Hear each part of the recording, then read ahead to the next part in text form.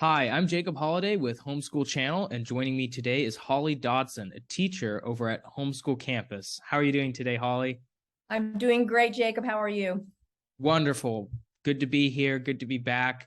You know, there's a lot that's going on in terms of education today, and a lot of people are starting to look at different options, especially with the pandemic, either resurging right now or coming to a close. It's hard to tell. Ever since it started, everything's been kind of wonky for me. But what we want to talk about today is homeschooling as an alternative for a lot of people. But before we do that, I want to do a little bit of a compare contrast because I know that you were a public school teacher. So why don't you tell me just a little bit about your public school experience, and then we could kind of dive into the homeschooling a little bit. Absolutely. So I taught public school for about 7 years in Orange County. I taught first grade the whole time, and I loved it. Once my daughters were born, I wanted to stay home with them, so I segued into private tutoring and was teaching all grade levels, privately, and then eventually started homeschooling my own kids. So I've been out of the public school sector now for 25 years. Wow. So, I mean, first of all, thank you for actually taking the initiative to be a teacher. I'm someone who's always loved learning. So, having people like you in our lives is fantastic because you help us grow academically and so many other ways as well. So, first and foremost, thank you. Also, thank you for going into homeschooling. It's something that I was in a public or private school when I was younger, but only until about the second grade. So that didn't last too long. But in terms of the homeschooling aspect, why did you kind of shift gears from public schools after being in it for so long to then have your children be homeschooled? Yeah, that's a great question. And I kind of fell into it accidentally. It's not something I ever planned. One of the things I thought, that would happen is once my own kids got into school, I would go back to public school teaching and, our schedules would mesh. But as a public school teacher, I saw that as great as it is in many ways, it's also kind of one size fits all. Just by necessity, I had 32, sometimes 34 first graders in my class, and they would be at all levels from kids who didn't know the alphabet to kids who were already reading at a second, third grade level. And it was really difficult to meet everyone's needs as one teacher, and 30 something kids. In addition to that, I felt like so much of my job was classroom management, with that many kids, 5 and 6 year olds. I used to joke that I spent half the year just trying to civilize them and teach them how to sit still. And it took away from what I loved, which was the actual teaching. So when it came time to send my older daughter to kindergarten, she was already reading. She was reading chapter books. And I knew that she was going to go to kindergarten and be taught the alphabet. And I just didn't see that being a good fit for her. And I had a friend who was kind of exploring homeschooling. And so I followed in her footsteps and we explored it together. And I loved that it offered an opportunity to meet her where she was and really make her curriculum specific to her. So I kind of thought I'll take it year by year, in a year or two, she may be ready to hop into public school. And one year led to another. And I stayed with homeschooling. They chose to go to public high school and were very successful with that as well. So, I think it turned out to be a great decision. It was scary.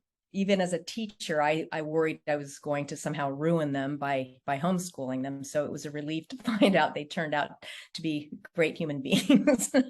Yeah, well, that is great to hear, and it is definitely a terrifying feeling. I know it was for me, being homeschooled initially because I was getting removed from this environment that I knew very well, that a lot of my family were in. My grandparents owned a church, and that's where we went to the school. It was also a private school, and all my family was there, and then we just left, and it was just, start from ground zero. So it definitely is terrifying. I hope I turned out okay. I think I did. I think I did, but I guess it's really up to the opinions of others. One thing I kind of that intrigued me with your answer is that you said that a lot of your classroom time was spent kind of mitigating the children's behavior and kind of like, I forget the word that you used, but just making sure that they weren't too rowdy. And Right. and you know, that makes sense, of course, because they're kids and you were teaching them at a very young age. And I think even through high school, you know, kids are the same sort of way where they want to get up and they want to do stuff. What I really enjoyed about homeschooling was that it was very similar to a college schedule, when I got into college, where I would do 2 days of class or 3. And then the rest of the time, it was up to me to do my homework, to work, to go play tennis, whatever it was. And so I think that really helped as far as the classroom environment goes in terms of kind of quelling everyone's attitude and nerves or whatever it may be that's causing them to act up, because it's not an overload and you still have a lot of time to get out and explore or do extracurricular activities or whatever it is. Do you find that it's kind of similar in your classroom environment now that you are teaching at Homeschool Campus? Well, I think with my own daughters, they loved that aspect of it as well. They liked to get up early, get the day started at 8 in the morning or before. Sometimes they would have contests to see who could get up earlier and finish their schoolwork quicker. But they had the freedom to choose. Did they want to get up early and do the work? Did they want to do a full day's worth of work, like you were saying, a couple days a week, and then have time to do other things? And it opened up so much time for them to take horseback riding lessons, take art classes, take piano, do Girl Scouts. There was no shortage of social activity and extracurricular learning. One of my daughters became a very serious dancer, and the other became a singer, and she did competitions in Tennessee. So it was something that we would not have had time for, I don't think, if they had not been able to have that flexibility. And yet they also learned to work very independently. And when they went to high school, public high school, it was just like, this is so easy. And they spend so much time on everything. And they ended up taking so many AP and IB classes that when they both went to UC schools, one graduated in 3.5 years from Berkeley and the other in 2.5 years from UC Santa Barbara, because they had accumulated so many units in high school toward college. So it just, everything about it clicked for us and for them. And they wouldn't have changed the way they did it. And I think the best thing is that there's so many options. You can do homeschooling for a few years. You can do homeschooling through your entire school career. You can come and go. I mean, I've seen students who started and then they go out and try something else and come back. And there's just such a plethora of options now, especially. I wish there'd been a homeschool campus when my kids were homeschooling. We didn't have that. But I think it just offers more choice. Yeah, it definitely does. And I see that's why a lot of the kids who were in the program back when I was in it, that's why they were in it, myself included. What's so great about homeschooling is you get the education that's more tailored for you. But in addition to that, you have all this free time. And, back to what I was saying, when you get really anxious or nervous or whatever it is that you're feeling in the classroom and you want to act out, or you get like a little ADD and you start like straying away, it's much easier if you're homeschooled, in my opinion, for you to focus in, because it's not a sensory overload, right? Yeah. It's not monotonous. You have it just enough to where it's in that sweet spot, and then you get to do everything else that you need to do. And it's funny to me.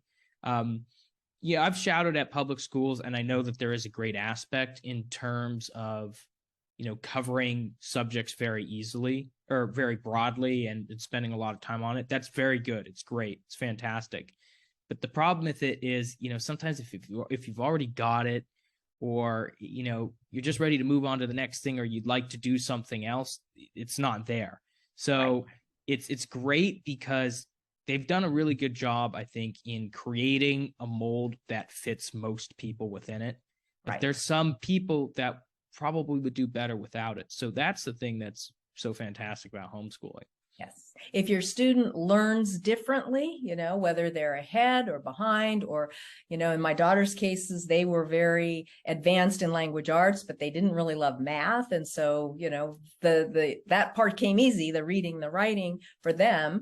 But, I had to be on them, do the math. And I made them do math all summer because I wanted them to even out. But I tailored that to what, their strengths and weaknesses were. And I think that that's the beauty of homeschool, in addition to learning, the independence and having all of the different options available. So yeah, I think that tailoring it to fit a specific student and different types of learning is so advantageous. Definitely. The tailored learning experience, I think, is my favorite part about my past experiences. I've often thought, oh, I wonder what it would be like if I were to go to public school. But in all honesty, I wouldn't be able to trade it in for the education I got, because of not only what I learned, which was fantastic. And, luckily I was given a good enough education to where, state test results were, it proved that I was getting a good education. I scored well on them, but I had time for all these other activities. And, that's another thing too, that I think a lot of parents are scared about in terms of educating their children. They're like, well, how am I going to compare them to a public school students? How am I going to know that they're actually getting that good education? Right. A lot of parents don't know about, and you're a vendor yourself, is that you can actually become, as a teacher, you become a vendor for a charter school, and then the state will give you money that would normally be allocated for your child towards public education. And then in return for getting that money, you have to get physically tested. Nothing weird, it's just running PE stuff. But then you also have to do academic tests as well once a year, which is fantastic, because I think that it's a happy medium where you get this tailored learning experience, but you don't have to feel like you're completely missing out on what most of society is doing, right? You get to grow along with them, just at a different pace and pursuing different interests sometimes because you have the time for it. Sure. And those tests provide feedback for the parents, like they go, okay, well, these scores are high, these are a little bit lower. I'm going to focus more on these lower scores. And I think too, with public school, you've got to follow a schedule, and you're trying to mostly meet the students in the middle.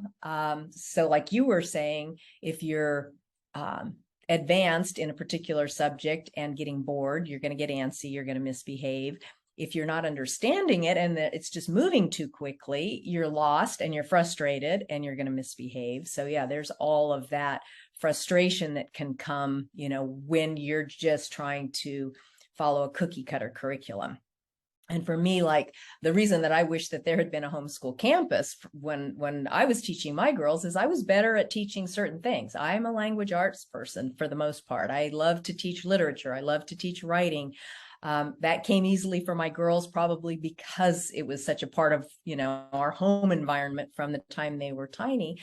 I would have loved to have been able to send them to HomeSchool Campus to learn science, which was not my thing, go to an expert who can take that off my plate so that I can enjoy teaching the things that I like to teach, enjoy spending that after school time, with the girls or my kids doing fun things, field trips. We did tons of field trips, educational field trips and fun field trips, but take off the science or the advanced math off my plate and give it to an expert who can guide them in a way that I could feel like, all right, they're getting what I can't provide. And so it's like this, like you said, a sweet spot. Mom provides what she can provide, and then you hire it out to somebody that knows more than what you know. Absolutely. Yeah, definitely. What's fantastic about that model is that you as the parent actually have a lot more control and say over the direction that you would like your children to go in. The fact that your one daughter graduated in 2.5 years from UCSB, that's nuts. Like I almost jumped out of my chair when I heard that. I was like, wow, that's pretty crazy. She always had to one up her sister. So like her older sister would do something amazing, and then the younger one had to do just that much. I'm the oldest, and that's super true. We're all musicians in my family, but there's a point in time when pretty much everyone stopped playing except for my sister. I ended up getting my hands on an electric guitar and playing. And my brother, who started playing many years after me, has surpassed me by miles. That's just how it goes. It's funny because as the oldest, you're kind of used to leading the pack, even though sometimes they're ahead of you. So it's a bit strange. You set the pace. Yeah. Well, it's like you set the pace, but while you're kind of clearing the brush, they're like building cars, and then they pass you, and you're like, hey, wait, what about me? I didn't know this is a competition. So it's kind of funny in that respect. But another thing about homeschooling that I found incredibly important is, and it's the older I get in life, the more I'm realizing that both reading and writing are extremely valuable assets to have in your own personal arsenal. They're very important, but something that's not really talked about, even though we all know about it, is speech. Being able to speak well, being able to speak eloquently, being able to say what you have on your mind in a very effective way. And it's just writing just in oral form. Very similar. And a lot of parents are afraid of that socialization aspect. They're either afraid that, oh, I don't want my children to get socialized this way in a public school, or they might say, well, if I go to homeschooling, problem is they won't get socialized at all. So they're stuck kind of choosing between the lesser of two evils. And, it's a real problem. So I want to know what your take is on that in terms of both public school and homeschooling, that socialization aspect. It's such an interesting hot topic, because that is something that so many parents are like, well, what about socialization? And I would just kind of laugh, because my kids were doing so much socializing. As I said, they dabbled in so many different classes. Every day after school, it was something, whether it was art or music, and some they stuck with and some they didn't. But in all of those after school programs that they tried, there were other kids. So they were getting plenty of socialization with their peers. The one interesting thing that I've found with a lot of homeschoolers is, because they're surrounded by adults a lot in their day-to-day life, more so than, kids in school, is that many of them early on become comfortable speaking to adults in ways that kids in public school don't necessarily. And my girls, I know, were very comfortable speaking with adults and socializing with adults. They didn't have that, I don't know if it's a fear, or I'm not exactly sure what it was, but they just had this comfort level with adults that served them really well once they then got into high school and college, and now into their careers. So I feel like that's an advantage. And as far as socializing with kids, there are so many opportunities. Even in my live online classes, we will often do little breakout rooms, and I'll give them a topic like, talk to the kids in your breakout room and find one thing all three of you have in common, or all four of you have in common. So they're talking to their peers.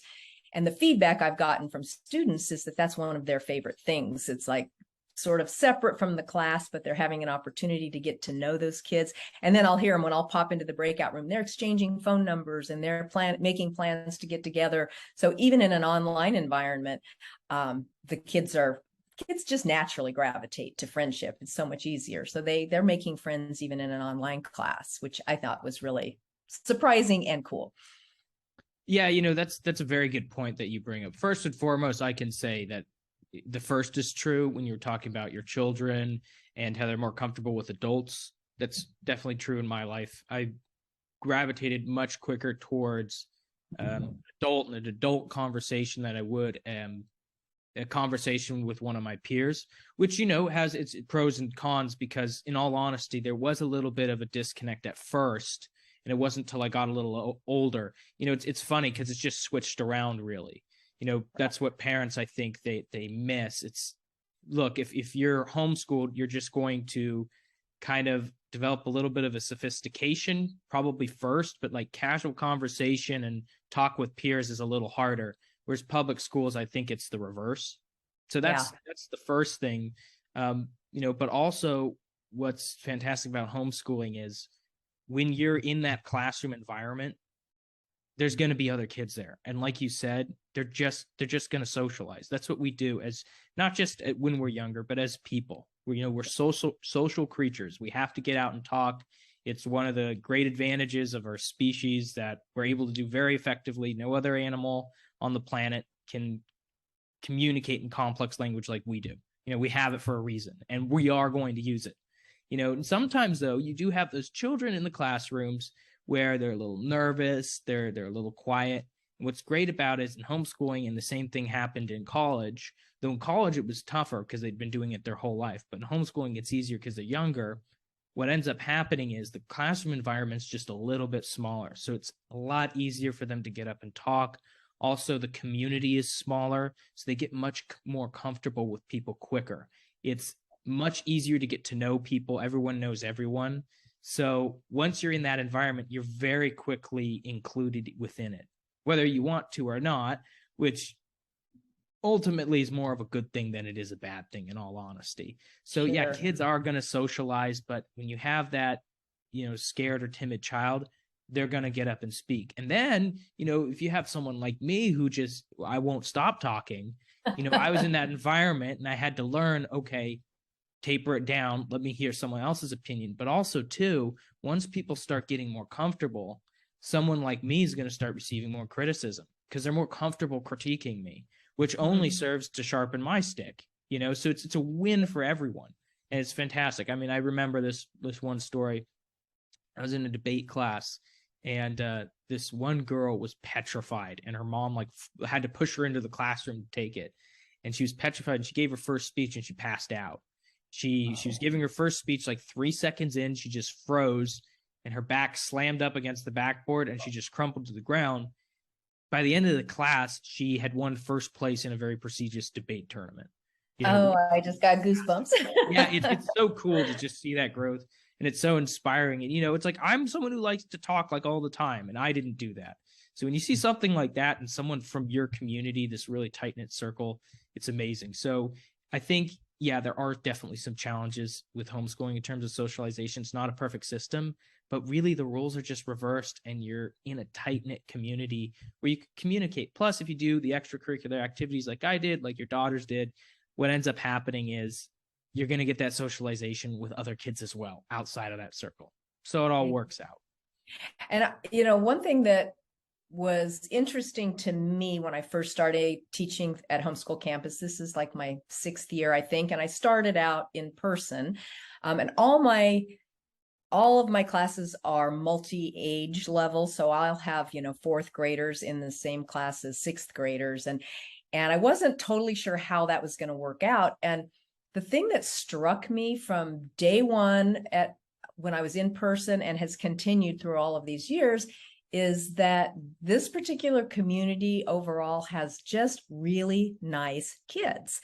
And the older kids are not mean to the younger ones. Nobody's laughing at people's mistakes. They're just a kind group. And I think that speaks volumes for homeschooling. These are kids who have learned to be kind and nice to kids of all ages. And so these multi-age classrooms that I was kind of like, all right, is this going to be tough? Are people going to feel uncomfortable? Is the 6th grader that's in a class with a 3rd grader going to feel, like he shouldn't be there? And that just hasn't happened. And that's continued with online as well. And when I first started teaching with HomeSchool Campus, I would tell people, that these kids are just so nice. And even middle school, which has a reputation for being a rough, age to teach, that's become one of my favorite groups of kids. They're old enough to have their own ideas and, have these great conversations, but nobody's demeaning to each other. And I don't think I've ever seen that kind of cooperation in just a regular classroom. So that's something that really has stood out to me, that the kids are nice. They've learned to be nice. So that's huge. Yeah, it's funny that you mentioned that because, I never looked at it that way, but you're absolutely right. It's because of the tight-knit community, it's very trust oriented. So people don't really go around and talk behind each other's backs or demean each other. It's very helpful. It's funny too, because I think like in public schools, because of how much larger it is, you can have all these social circles or cliques or what they call them, and you could kind of dart in and out and like poke fun at someone in another one and then kind of retreat back to your own. But in the homeschool environment, you just can't do that. The reason why you can't do that is because it's just one circle. That's just it. Yeah, fine. You're going to have your friends that you prefer to hang out with instead of the others, but it's very, very, very tight knit. So it builds this trust. And what's great too about it is, no one's perfect. I've had opportunities where, or not opportunities, but moments where I might have been demeaning in a classroom environment, and other people were demeaning to me. But if you're in those larger social circles and all these separate ones, you can kind of do that, and you can kind of run away and almost make a mockery off to the side of whoever you're making fun of. But in homeschooling, you can't do that because it's all just one circle. So if you do that, you can't run away anywhere. So now you're stuck there, having to face whatever it is you said that might have offended someone, and you have to go, ooh, that doesn't feel too good to make someone feel that bad. And you can see it on their face, and then all of a sudden now you're a better person because of it. So it's a very empathetic group, and I'm really glad I had this talk because I never actually looked at it that way. So yeah, it's absolutely right. You're absolutely right about that. And middle schoolers too. It's funny because they can be very rowdy, but once you kind of sit them down in the right environment, they're incredibly socialized. They're very smart, and they know exactly what they want, and that's like the pivotal transition point when they're just starting to become adults. They're just starting to sprout. So it's really interesting to see, kids. I remember I was teaching kids in middle school tennis lessons, and I've seen a few of them like older now in the summer, just kind of out and about, and they go from like these little kids to like all these young adults, and it's just funny to watch and funny to see. But yeah, I mean the whole program, kids are actually very socialized. They just do it in a different way, in which is not traditional. So it's a very good point to bring up. Yeah. Well, you know what? I think that we discussed quite a lot. I think our viewers back at home, wherever they're going to be viewing this, are going to really enjoy the conversation. So first and foremost, thank you so much for coming on. It was a great conversation. And also thank you to all the viewers for coming and watching this.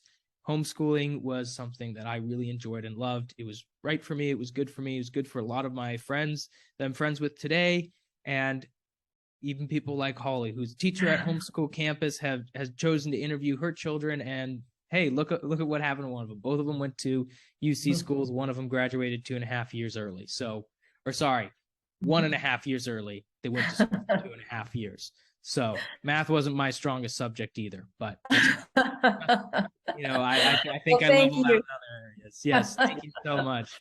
It was great talking to you, and it is interesting to hear the perspective of a recent student, as well. So I love homeschooling. I'm so happy it exists, and I, highly recommend it if it's something that, fits your student. Definitely worked out for me. I can recommend it.